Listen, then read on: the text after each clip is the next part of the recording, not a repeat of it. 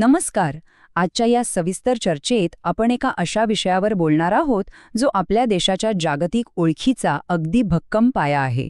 भारताचे परराष्ट्र धोरण. 1947 मध्ये जेव्हा देश स्वतंत्र झाला तेव्हापासून ते 1990 पर्यंत आपण आंतरराष्ट्रीय स्तरावर आपलं स्थान कसं निर्माण केलं हे आपण यातून समजून घेणार आहोत. संविधानाच्या पानांपासून ते प्रत्यक्ष जागतिक घडामोडींपर्यंतचा हा प्रवास खरंच खूप रंजक आहे. चला तर मग थेट मुद्द्यालाच हात घालूया. आता या प्रवासात आपण नेमक्या कोणत्या टप्प्यांवरून जाणार आहोत हे थोडक्यात पाहूया.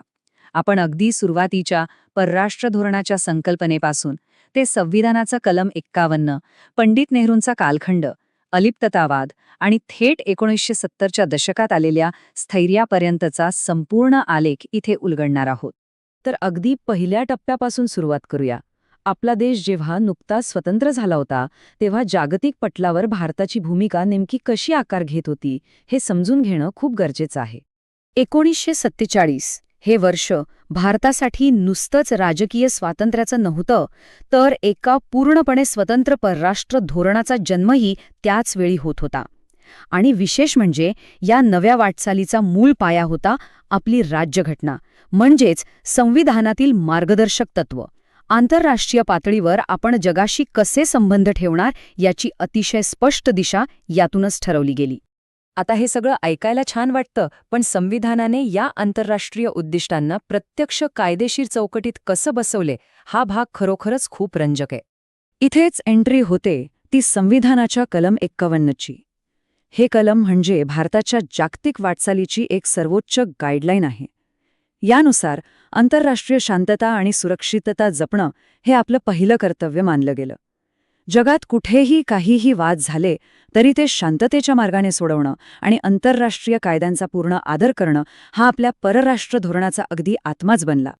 आता हेच कलम 51 जर आपण एका प्रवाहाच्या किंवा रचनेच्या स्वरूपात पाहिलं तर पहिल्यांदा ते थोडं तांत्रिक किंवा गुंतागुंतीचं वाटू शकतं. पण खरं तर हे आपल्या संविधानाच्या दूरदृष्टीचं अतिशय अचूक असं चित्रण आहे. चला, हीच गुंतागुंत थोडी सोपी करूया. हे कलम मुख्यत्वे 4 भक्कम स्तंभांवर उभा आहे. पहिला स्तंभ जगात शांतता आणि सुरक्षितता निर्माण करणं. दुसरा इतर देशांसोबत न्याय्य आणि सन्मानाचे संबंध ठेवणं. तिसरा म्हणजे आंतरराष्ट्रीय कायदे आणि करारांचा आदर राखणं. आणि चौथा अतिशय महत्त्वाचा स्तंभ म्हणजे कोणत्याही आंतरराष्ट्रीय वादांवर केवळ आणि केवळ शांततेच्या मार्गाने तोडगा काढणं. एकदम स्पष्ट आणि सुटसुटीत, नाही का? पण नुसती शांतता असून चालत नाही, बरोबर? कलम 51च्या या सैद्धांतिक चौकटीसोबतच आपल्या परराष्ट्र धोरणाची आणखी काही अतिशय व्यावहारिक अशी उद्दिष्टे आहेत. त्याकडे आता थोडं लक्ष देऊया. इथेच तो खरा समतोल पाहायला मिळतो. आपल्याला जगात शांतता हवी आहे हे नक्की, पण त्यासाठी देशाच्या भौगोलिक सीमा आणि सार्वभौमत्वाशी कोणतीही तडजोड खपवून घेतली जाणार नाही, हे सूत्र अतिशय स्पष्ट आहे. भारताची एकता आणि एकात्मता टिकवणं हे सर्वोच्च प्राधान्य आहे. त्याशिवाय इतर देशांमध्ये राहणाऱ्या आपल्या भारतीय नागरिकांचं रक्षण करणं यासाठीच आपले दूतावास रात्रंदिवस काम करतात.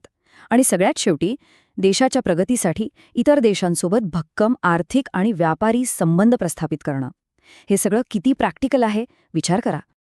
आतापर्यंत आपण ती सगळी वैचारिक आणि कायदेशीर चौकट समजून घेतली. पण हे नियम प्रत्यक्ष इतिहासात कसे वापरले गेले, सुरुवातीच्या दशकांमध्ये याची अंमलबजावणी नेमकी कशी झाली ते आता आपण पाहणार आहोत.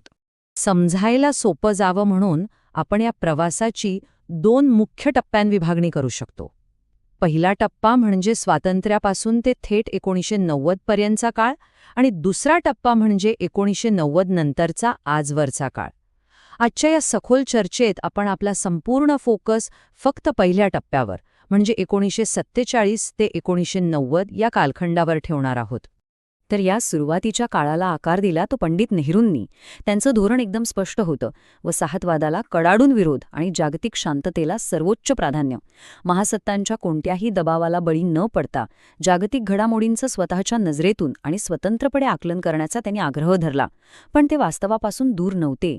पाकिस्तान आणि चीनकडून असणारे संभाव्य धोके त्यांनी अचूक ओळखले होते. आणि म्हणूनच या काळात राष्ट्रीय स्वावलंबन हा नुसता शब्द राहिला नाही, तर ती एका तरुण देशाची गरज बनली.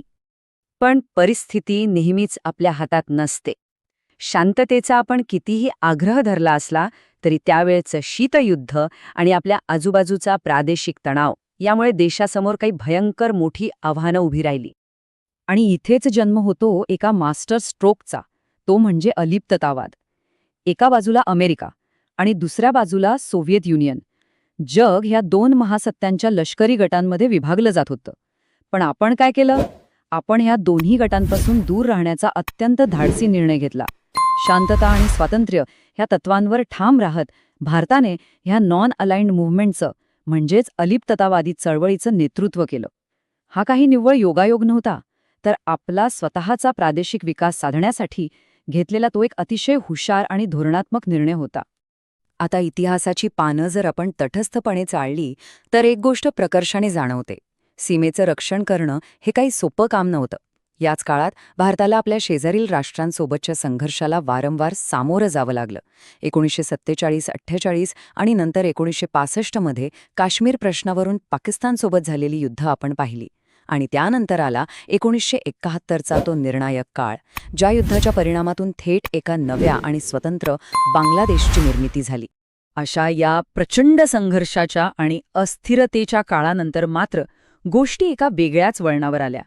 आपण आता अशा एका दशकात प्रवेश करतोय जिथे प्रादेशिक राजकारणात भारताची पकड मजबूत होताना दिसतेय.